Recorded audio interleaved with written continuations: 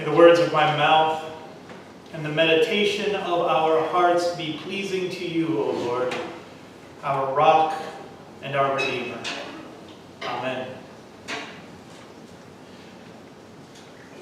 At some point in our life, every one of us has been disappointed. Right? We've all invested time and energy in something just for that investment to come back empty. We've all had the experience of doing everything right, only to find our efforts return with nothing. The feeling of disappointment when expectations are not met can be overwhelming. But when you've planned, when you've prepared, when you've worked toward a goal just for it to blow up in your face, the feeling of disappointment is almost immeasurable. When we've done all the necessary preparation, all the groundwork, and we still come up short, not only do we begin to feel disappointed, but we can also begin to feel hopeless. And once hopelessness sets in, we become paralyzed by fear, right? We don't want to waste all this time and all this effort just to be told that we're not enough in the end. I mean, it makes sense. We feel like every time we take one step forward, we take 2 steps or 3 steps back, it's easy for us to lose our motivation. It's easy for us to become hopeless. As Christians, we all still experience times when we've done everything right just to come up short. And just like the rest of the world, we are just as vulnerable to the feelings of disappointment and hopelessness as anybody else. Today's Old Testament lesson, the prophet Isaiah sings a song about a gardener who did everything right. He's put all of his heart and all of his love and all of his resources into growing a successful garden, all for his beloved. But regardless of whatever this gardener does, the vineyard only produces wild grapes. He's tried everything known to conventional wisdom to grow good fruit, but this vineyard still only produces wild fruit that's inedible. This is a master gardener, however, and he's willing to do something different, something unconventional, something out of the ordinary, so this vineyard will finally begin producing good grapes. Now we remember that the ancient Near East was an agricultural economy. Most of those listening to Isaiah's song would have been farmers. And if they weren't farmers, they at least knew farmers. They knew something about farming. They grew up around it. Many of them themselves would have experienced the heartbreak of a failed crop. They would have known just what it's like to invest everything you have into growing a crop just for it not to come in. So these folks listening, they're drawn into this tale. Right? They want to hear about this farmer and his failed crop. They would empathize with the farmer's plight because they too have been in his shoes. Beginning in verse 3, the gardener directly appeals to the listeners to render a verdict on the vineyard. He asks 2 rhetorical questions here. What else could I have done? Why did it fail? Basically, he tells a story and he's asking his listener, what do you think? Is this fair? And those listening, of course, said, no, it's not fair. You did everything right. This isn't on you. You see, Isaiah set a rhetorical trap here for his listeners. So far, those listening have only heard about a gracious and loving gardener who's gone out of his way to make sure that this vineyard produces a good crop. One can imagine this gardener spending all of his resources, his time, his energy into making this happen to no avail. Those listening, they would have resonated with the gardener. They would have wanted him to be successful. And when he isn't successful, They want to lay the blame on the vineyard, right? They want to personify the vineyard so the vineyard can be judged. And in this personified vineyard, the people listening judge it as being rebellious and ungrateful. But the listeners, fully in agreement that the vineyard is the one to blame, then the gardener tells exactly what he plans to do with this rebellious vineyard. He says, and now I'm going to tell you what I want to do. I'll remove its hedge, and it shall be devoured. I'm going to break down its walls. It won't be protected anymore, and then it'll be trampled on. In other words, this gardener has decided to leave the personified vineyard up to its own vices. No longer is he going to waste time and is he going to waste energy in directly trying to force this vineyard to produce good grapes. Now, I imagine those listening to the story here are shaking their head in agreement, right? There's no point in wasting all this time. There's no point in showing all of this love to something that refuses to show love back. And with the listeners fully committed in favor of the gardener, Isaiah finally surprises them by giving them a peek under the tent on who this gardener is. He says, I will make it a waste. It won't be pruned. I'm not going to hoe it. And the briars and the thorns are going to grow up. And I will command the clouds that it will rain no more. Now, hoeing the land and pruning the land is well within the preview of a farmer or a gardener, right? But most gardeners and farmers, at least the ones that I know, don't have control over the rain. The only one that has control over the weather is God. And in this song, we learn that God is the master gardener, and the vineyard is his people. God has done everything within his power to try to get these people to produce good fruit. But instead they refuse. They rebel. The people listening to the song have already agreed that the gardener is fully within his right to feel betrayed by the vineyard. But now they learn that in Isaiah's song, they are actually the vineyard. It's important to note here that, because it sounds a lot like judgment, God does not directly destroy the vineyard in the psalm. Instead, God does remove all the blessings that would permit the vineyard to continue to produce bad fruit.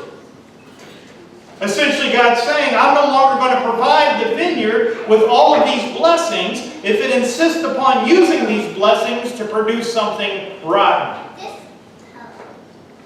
And also notice here that the gardener doesn't abandon the vineyard. God does leave the vineyard to its own devices for a short period of time, patiently waiting for this vineyard to come around. Because without the gardener's attention, the vineyard is not going to be able to produce any kind of fruit at all. So this begs the question, what kind of fruit was the people expected to be producing that they weren't? We learn this in Galatians chapter 5, verses 22 and 23. The fruit of the Spirit is love, joy, peace, patience, kindness, goodness, faithfulness, gentleness, and self-control.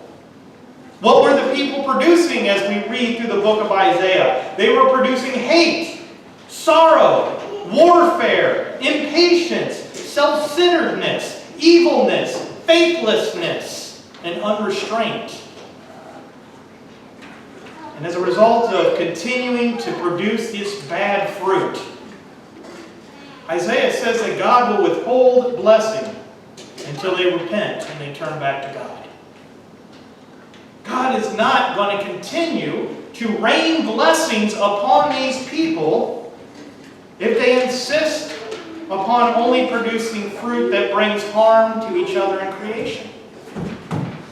Isaiah's song reminds us that God is the loving gardener who wants nothing more than for humanity to flourish in peace and love.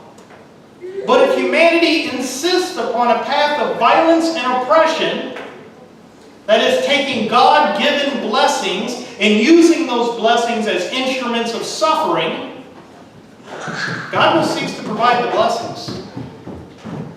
God does not want to withdraw life-giving blessings. But God will not permit the use of those blessings in the service of humanity destroying itself in creation. Like a frustrated parent who can't get a rebellious child to see the error of their ways, God steps back. God lets us have our own little pity party for a while, to act up. And in so doing, there's hope that the consequences of our rebellious behavior will eventually lead humanity back to God again. Hopefully before too much damage is done. The Song of Isaiah is not a song of judgment. It's a song about God calling His people back to producing the fruit of the Spirit again. Producing fruit that brings life and brings joy and brings hope into a dark world. In other words, this is a song of salvation. This isn't about what God's going to do to you if you don't straighten up and fly right. It's about what we do to ourselves when we insist upon turning our backs on God and producing bad fruit.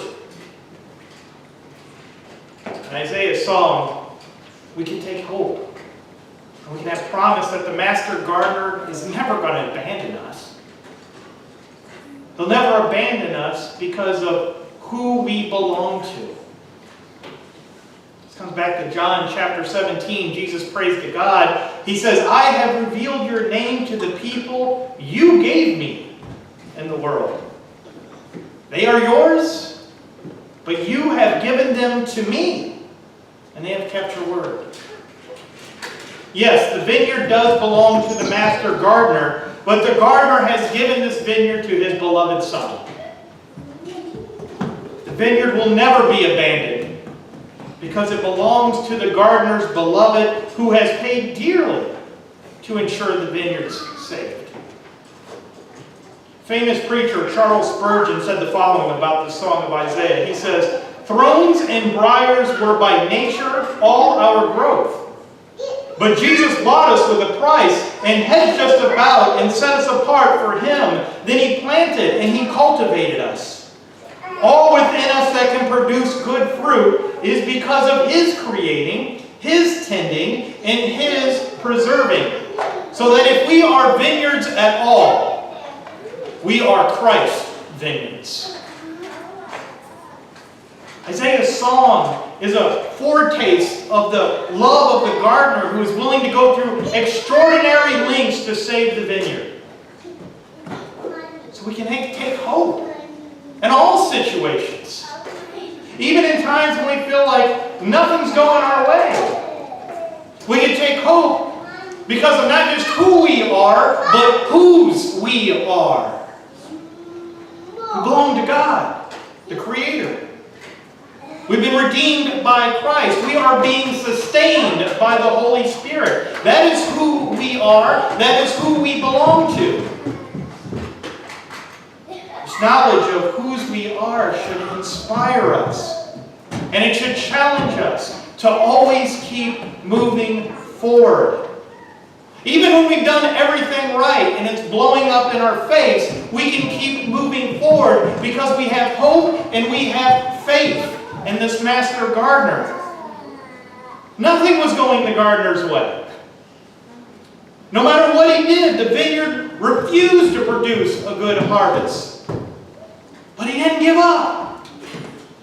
He tried something unconventional, but he never quits on his beloved vineyard.